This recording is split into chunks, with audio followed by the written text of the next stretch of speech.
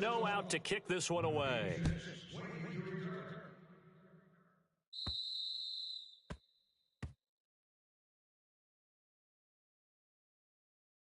Free kick out of bounds. Kicking team. So they will accept the penalty and move forward. Automatic first down.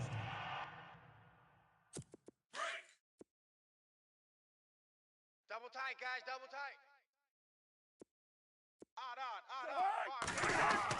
Cousins on first down. Middle of the field, it's Robinson. He's at the 30, 10, and he'll get into the end zone. Touchdown, Minnesota. Aldrick Robinson, 60 yards. And the Vikings get the quick strike touchdown. And nothing too crazy there. A quick slant, and then he just had a seam. He found a seam. And when you hit it on the run like that, and I mean the pass right to the receiver who's already in motion and moving, sometimes he just takes it and runs away from everyone else. And he ran it into the end zone. And the defense, they've got to adjust there quickly. That's tough on them. That's really tough because everything was executed well. Ball was out of his hands quickly, into the hands of the receiver, and then he was gone.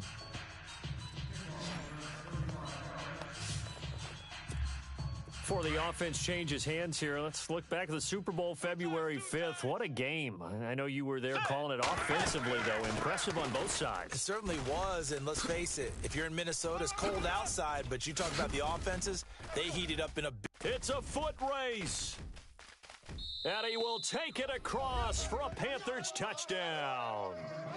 A great play there with his second touchdown in this opening quarter. And the Panthers strike quickly here for 6 points. And a pair of rushing touchdowns now for him in the first quarter.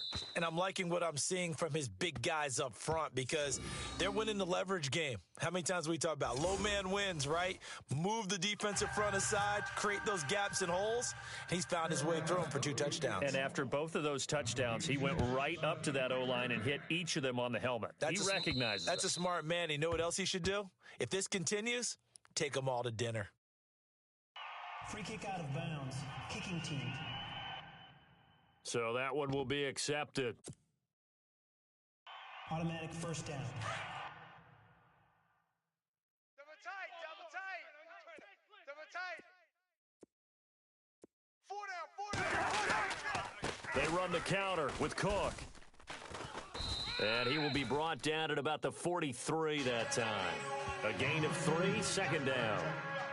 Not much happening there on first down. I thought there might have been a hole for a split second. Yeah, but it dried up pretty quickly, didn't it? Closed fast. Hey. 4 down. Second down, Cousins. And a quick throw here, that's complete.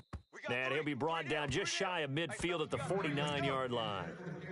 6 yards is the pickup, and that'll lead to a third down. That's not only Adam Thielen, that's the Pro Bowler Adam Thielen, who had 91 catches this year and over 1,200 yards, a career high. We always look for great stories when we do games. Is there a better one this season than Adam Thielen in terms of where he came from to make a Pro Bowl roster as a receiver for the Minnesota Vikings? Lightly recruited out of high school, ends up at Mankato State, which is now known as Minnesota State Mankato. Undrafted, goes to a rookie free agent tryout camp, hangs around, makes the practice squad.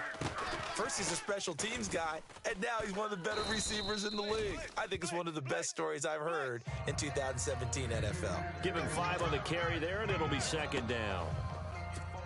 Getting out a ton of success here so far, but you get the feeling that he might be on the verge of popping one. Yeah, even on that one, there was a little bit of a hole, but it closed there quickly at the end. They run it again with Cook. And he'll be stopped up quickly here at the 38. Just a yard on the pickup there, and it'll leave him with a 3rd and 3. I do know from experience that when you slow down someone's running game, you're now doing the dictating on defense, and guess what? Now you're getting ready to tee off on their quarterback because they have to throw it all the time. But you still have to be alert for the draws and other plays of that nature to make sure you don't get hurt. Cousins to throw it. Now they set up the screen. That's complete. And he gets it to the 34. Good enough for the first. The gain of 4 that time as the drive continues. tight end's right. Let's give a little credit there. The offensive play caller sensed that the screen pass was available. Whenever you're getting a lot of heavy pressure towards your quarterback, that's when you're thinking about running the screen and using that pressure against the defense. And it worked very well there for a first down. It's a loss of 2 there, bringing up 2nd down. Good opening quarter for him. Remember, he had the sack earlier. Now a tackle for loss, another tackle for loss. He's really making it tough on the play caller, though, isn't he? Because it's one thing to try and adjust when a guy's disrupting your running game.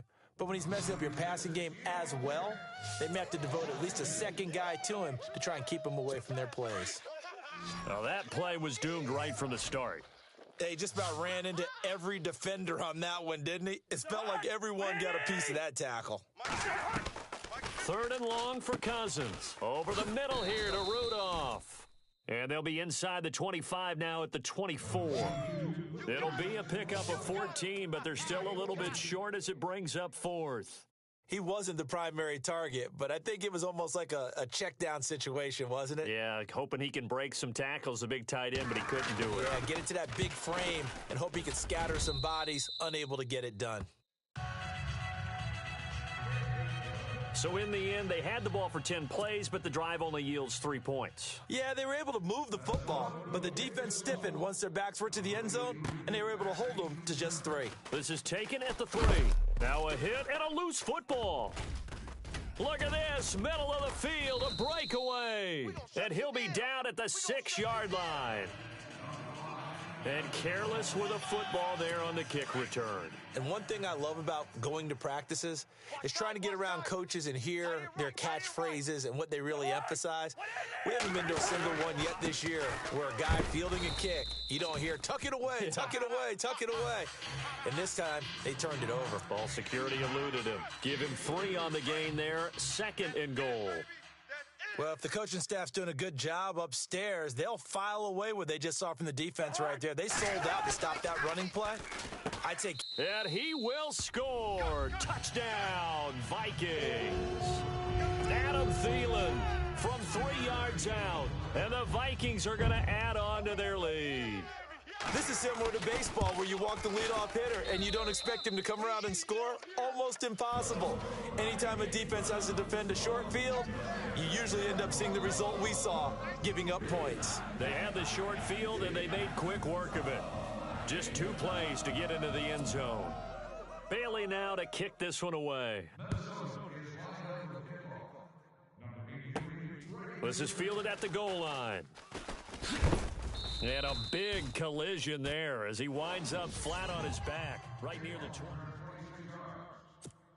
CD, I want to get your thoughts on some potential free agents this offseason before we change the possession here. Now, caution, many of these guys could be resigned, I know, but who are some of them? Kirk Cousins is one. Yeah, we're talking about difference makers. Kirk Cousins at the quarterback position. He's going to be coveted around the league by quarterback-needy teams. Case Keenum had a big year. Could he move? But how about running backs? Le'Veon Bell, Dion Lewis, some pass catchers, Jimmy Graham, Jarvis Landry, Sammy Watkins. And about the guy who goes and gets quarterbacks, DeMarcus Lawrence had a monster year for Dallas last season. Yeah, a lot of big names that could be out there as free agents. Sometimes the coverage is so good, no matter what you're doing on offense, you just can't shake anyone free. They try their best to find someone open, but they took away every passing alley, every angle, and shut the play down. McCaffrey with a first down and more. The 30, 10, touchdown, Carolina. A big play there. Doing it again with his 3rd touchdown here in the opening quarter. And the Panthers are a 2-point conversion away from tying up this football game. He's on pace now for 12 rushing touchdowns, and I think he's making fantasy owners smile. I think you've got to change something on defense, don't you? I mean, we often talk about using a spy on a quarterback who has the ability to run and maneuver outside of the pocket. Maybe they need to change that to spying him, because this many touchdowns this early, that is demoralizing for a defense. One guy breaking them down.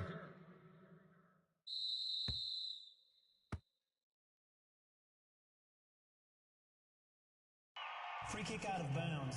Kicking team. And the kick goes outside the white lines. That's why the flag comes out. Yes, and that was an error by the kicker, and it will give the offense great starting field position. On 1st and 10, Cousins. And they're not able to hook up there. Incomplete.